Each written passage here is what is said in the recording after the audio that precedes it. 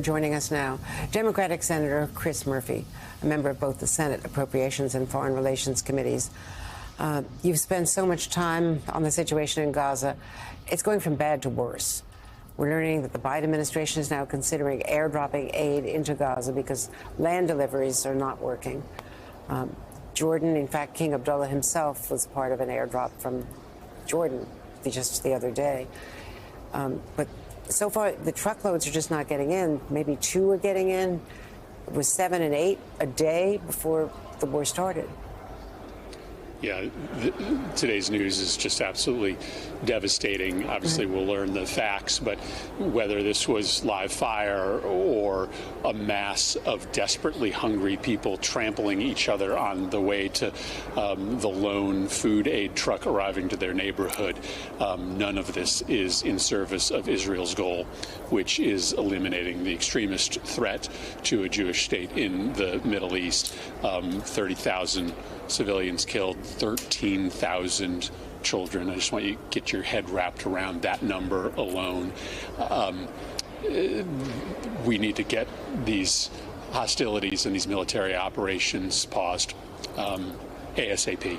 The Biden administration has to throw everything that they have, every bit of leverage they have, both with Israel, but also with those that speak to Hamas, in order to get a pause in hostilities tomorrow. The desperation is growing. This is not serving U.S. interests. This is not serving Israel's interests. I want Hamas defeated. I want Hamas defeated.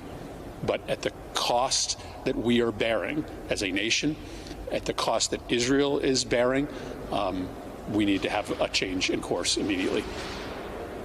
President Biden was asked today if he still thinks a ceasefire is possible by Monday. That's something that he had said just the other night. Here's what he said today. Hope springs eternal. I was on the telephone with the people in the region. I'm still probably not by Monday, but I'm hopeful.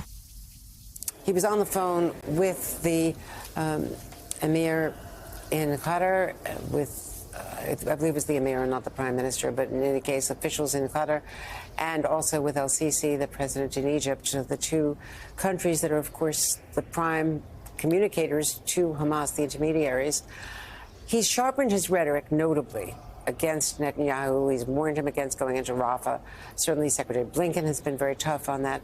But the rhetoric does not seem to be getting through, and it doesn't seem to be persuading the American people either. Is it time for the president to consider not supporting Israel at the United Nations, not vetoing those ceasefire resolutions, conditioning the aid, doing something more to separate himself from Israel? Well, listen, I think it's still very important to say that the primary responsibility lies with Hamas, that Hamas could stand down and surrender today, give up all of their leadership, and this war would come to an end. But if that is not going to happen, then I do believe Israel has to consider as to whether continuing this military operation, even notwithstanding a negotiated agreement with Hamas, is still in service of Israel's stated goals. I think it's time for Israel to think about suspending military operations for a period of time, just simply to get the humanitarian nightmare somewhat under control inside Gaza. Ultimately, Israel is fueling the very extremism that it says it is fighting by these scenes playing out day after day. So I think President Biden should use all the leverage that he has available to get both Israel and those that have influence with Hamas to the table. But I think Israel has a unilateral decision to make after the events of today. And I should point out that by all accounts, it was Hamas's demands that have been unreasonable in terms of the ratio of Palestinian prisoners and the people, the actual prisoners, to be released for the hostages, and they have no business even holding the hostages for another day. So there's no question about that. But barring an agreement and a ceasefire to get aid in, as you point out, it is a terrible humanitarian disaster for the civilians. And turning to Ukraine, which I know you're very concerned about, Ukrainian troops are in their trenches rationing bullets. They've already lost one frontline town because of that. They don't have the missiles to reach people who are in their line of sight, practically.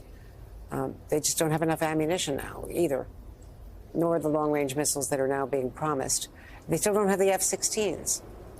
The pipeline is unreasonably slow, correct? And now it's all stalled in Congress.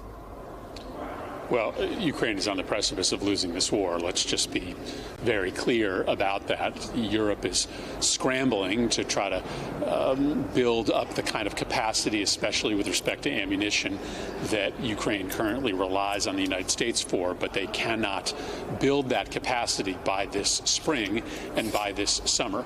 The only way that we stop Putin from marching further into Ukraine, perhaps all the way to and through Kyiv, is to pass the bipartisan Ukraine supplemental bill, which has passed the Senate with 70 votes and is pending before the House of Representatives. It has the votes to pass the House of Representatives.